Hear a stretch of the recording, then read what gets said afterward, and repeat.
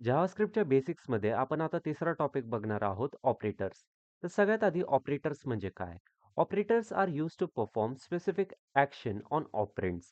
Operators ऑपरेंड्सवरती specific action perform करण्यासाठी use केले जातात. तर सगळ्यात आधी ऑपरेटर्स म्हणजे काय? ऑपरेटर्स म्हणजे आपले प्लस, मायनस, मल्टिप्लिकेशन, डिव्हिजन आणि ऑपरेंड्स म्हणजे काय? ए, बी, सी, 1, 2, 3 ठीक आहे? एक्झाम्पलद्वारे समजू आपण हे. इथे आपण काय केलंय? A plus B is equals to C. आता इथे प्लस आणि इज इक्वल्स टू आहे ना, ते आहेत आपले ऑपरेटर्स आणि ए, बी, सी आहे आपले ऑपरेंड्स. तर ठीक आहे. 4 टाइप्सचे ऑपरेटर्स असतात. चारीच्या चारी आपण वन बाय वन बघू. तर सगळ्यात आधी आहे आपले arithmetic operators. Arithmetic operators mathematical operations perform करण्यासाठी यूज केले जातात. अरिथमेटिक ऑपरेटर्समध्ये येतात प्लस, मायनस, मल्टिप्लिकेशन, डिव्हिजन आणि मॉड्युलो. ठीक आहे. एक्झाम्पलद्वारे समजू. आपण इथे काय केलंय? एला 10 डिफाईन केलंय आणि बीला 3 डिफाईन केलंय. ठीक आहे. सो जर आपण इथे कन्सोल डॉट लॉग म्हणजे प्रिंट केलं ए प्लस बी तर आन्सर काय यायला पाहिजे? आन्सर यायला पाहिजे 13. आणि इथे ए आणि बी काय आहे? ऑपरेंड्स आहेत आणि प्लस काय आहे? ऑपरेटर आहे. ठीक आहे. सो आउटपुट आलं आपलं इथं 13. याला आपण कमेंट आउट करू आणि नेक्स्ट बघू. नेक्स्ट आहे ए मॉड्युलो बी. आता मॉड्युलोचं काम काय आहे? जेव्हा आपण 10 आणि 3चं डिव्हिजन करू ना, तर जेव्हा जो खाली रिमाइंडर येईल ना, तो रिमाइंडर असतो मॉड्युलो. ठीक आहे. सो यांचं डिव्हिजन केल्यावरती किती रिमाइंडर येतोय? 1. ठीक आहे. आपला नेक्स्ट ऑपरेटर आहे assignment operators. Assignment operators assign करण्यासाठी यूज केले जातात. व्हॅल्यूज असाइन करण्यासाठी यूज केले जातात. याच्यात येतं is equals to, plus is equals to, minus is equals to आणि बरंच काय-काय. त्याच्यानंतर आपण याचं एक्झाम्पल बघू. आपण इथे काय केलंय? X is equals to 10 define केलंय.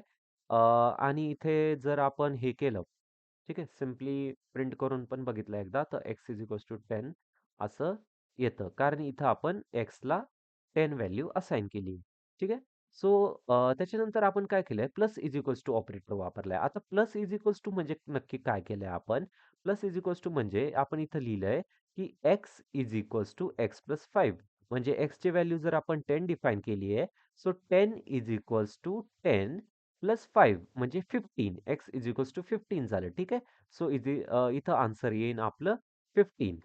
हे प्लस इज इक्वल्स टू काय नाहीये, फक्त शॉर्टकट आहे हे असं लिहिण्यासाठी. आणि प्लस आणि इज इक्वल्स टू हे सोबत-सोबतच लिहावं लागतं. आपण याच्यात अशी स्पेस नाही देऊ शकत. मग एरर येईल. हे सोबतच लिहावं लागतं. ठीक आहे. सो 15 आन्सर आलं. त्याच्यानंतर आहे आपला comparison operator. Comparison operator operands compare करण्यासाठी वापरले जातात. ठीक आहे. सो याच्यात येतं is equals to, not is equals to, triple is equals to, less than, greater than बरंच काय-काय येतं. पण एक्झाम्पलद्वारे समजू हे. num1 इज इक्वल्स टू 10 केलं आपण आणि num2 इज इक्वल्स टू 20 केलं. ठीक आहे. सो सगळ्यात आधी आपण चेक करू, की num1 लेस दॅन num2. num1 किती आहे? 10 कमी आहे का 20 पेक्षा? num2 20 आहे. सो 10 कमी आहे का 20 पेक्षा? सो ऑफ कोर्स कमी आहे, तर ट्रू येणार. ठीक आहे. आपण हे वरचं कमेंट पण करू म्हणजे सारखं-सारखं डिस्प्ले नाही होणार ते.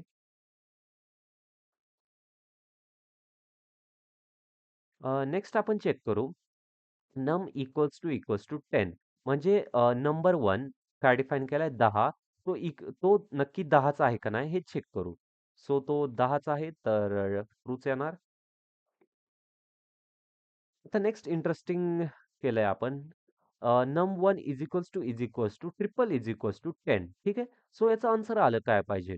याचं आन्सर तर ट्रू आलं पाहिजे, हा ना? पण फॉल्स आलं. फॉल्स का आलं? कारण इथं आपण ट्रिपल इज इक्वल्स टू हे केलेलं आहे. Triple is equals to operator वापरलाय कंपॅरिझन ऑपरेटरचा. ट्रिपल इज इक्वल्स टू काय करतं? टाइप पण चेक करतं, की जो आपलं हे आहे ना, इथलची जी व्हॅल्यू आहे ना, त्याचं टाइप काय आहे?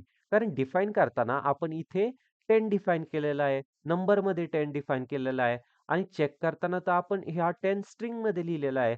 त्यामुळे triple is equals to strictly check करतं टाइपला पण आणि जर ते तसं नसेल, तर फॉल्स रिटर्न करतं. भले इथे ते 10 का असेना, पण ते स्ट्रिंगमध्ये आहे आणि डिफाईन केलं होतं नंबरमध्ये, त्यामुळे इथे फॉल्स दाखवलं. ठीक आहे. आता आपला नेक्स्ट इंटरेस्टिंग ऑपरेटर आहे लॉजिकल ऑपरेटर. खूप इंटरेस्टिंग ऑपरेटर आहे हा. आणि याच्यात 3 व्हॅल्यूज येतात किंवा 3 ऑपरेटर्स येतात. Logical and, logical or, logical not. तर लॉजिकल अँड काय आहे ते आधी आपण बघून घेऊ. If both conditions true, then it returns true. If any one false, then returns false. म्हणजे जर दोन्ही कंडिशन ट्रू असतील, तरच ते ट्रू रिटर्न करणार. जर त्यातली एक जरी कंडिशन फॉल्स असेल ना, तर ते फॉल्स रिटर्न करणार. त्याच्यानंतर आहे logical or. Any one condition true, then returns true. If both false, then returns false. म्हणजे इथे किमान एक तरी कंडिशन ट्रू असली पाहिजे दोन कंडिशन मधली आणि जर दोन्ही फॉल्स असेल तर फॉल्स रिटर्न करणार आणि एक जरी ट्रू असेल तर ट्रू रिटर्न करणार. ठीक आहे. त्याच्यानंतर logical not returns opposite result. म्हणजे जर ट्रू असेल तर ते फॉल्स रिटर्न करणार असं. एक्झाम्पलद्वारे समजू आपण. आपण इथे काय केलंय, let age is equals to 25 केलंय. ठीक आहे. इथे आपण हे कमेंट करू आणि चेक करू काय केलंय. ओके. इथे आपण चेक केलंय की age greater than 18. So age किती आहे? 25. सो इथे झालं ट्रू. आणि एज लेस दॅन 30. ठीक आहे. 25 आहे एज आपली आणि ती लेस दॅन 30च आहे. सो दोन्ही कंडिशन ट्रू आहेत. म्हणून आपण काय करू? रन करून बघितलं तर ट्रू आलं. ठीक आहे. आता इथे दोन्ही कंडिशन आपल्या ट्रू होत्या. पण जर मी इथं 30च्या ऐवजी 15 केलं तर काय होईल? आपली एज काय आहे? 25 आणि आपण इथे काय केलंय? 15 केलंय. सो 25 लेस दॅन 15 हे ट्रू आहे का? नाही. हे फॉल्स आहे कारण 25 ग्रेटर आहे. ठीक आहे. सो इथे एक कंडिशन आपण फॉल्स केली त्याच्यामुळे इथे फॉल्स आलं. ठीक आहे. आपण हे परत पाहिल्यासारखं करू. याला कमेंट. त्याच्यानंतर आपण नेक्स्ट काय केलंय, नेक्स्ट आपण चेक करतोय, की एज लेस दॅन 18, एज एज लेस दॅन 18 म्हणजे आपलं 25 लेस दॅन 18 आहे का? नाही. अ, 25 हा मोठा नंबर आहे, ठीक आहे? और एज ग्रेटर दॅन 20. ठीक आहे. सो एज आपली ग्रेटर दॅन 20 आहे का? ऑफ कोर्स आहे, कारण आपली एज 25 आहे. सो याच्यात आपली जी ही वाली कंडिशन आहे ना, ती ट्रू आहे. तर मग आन्सर काय आलं पाहिजे? आन्सर आलं आपलं ट्रू. ठीक आहे. त्याच्यानंतर आपण आता इथे काय चेक करतोय? इथे आपण नॉट वापरलेला आहे. नॉट ऑपरेटर काय करतो? अपोझिट रिझल्ट देतो. आपण इथे काय चेक करतोय? Age is equals to 25. Age is equals to 25 आहे का? टाइप पण नम आहे. सो हां, हे ट्रू आहे. पण इथे आपण नॉट वापरलाय म्हणून आन्सर येणार फॉल्स. ठीक आहे.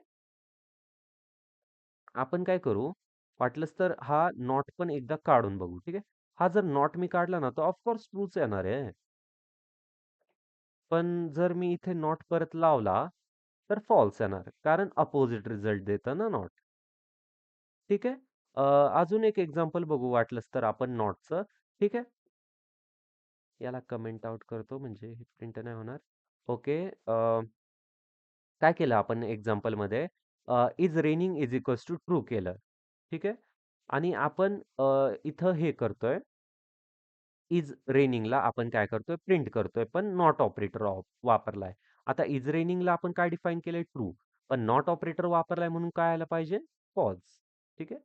फॉल्स आलं. आणि तसंच सिमिलरली आपण आपण जस्ट फक्त फॉल्स प्रिंट करतोय आणि पण तिथं नॉट लावला तर काय आलं पाहिजे? ट्रू. सो हेच आहे. एवढेच आहेत आपले 4 ऑपरेटर्स आणि एवढंच आहे ऑपरेटर्स बद्दल.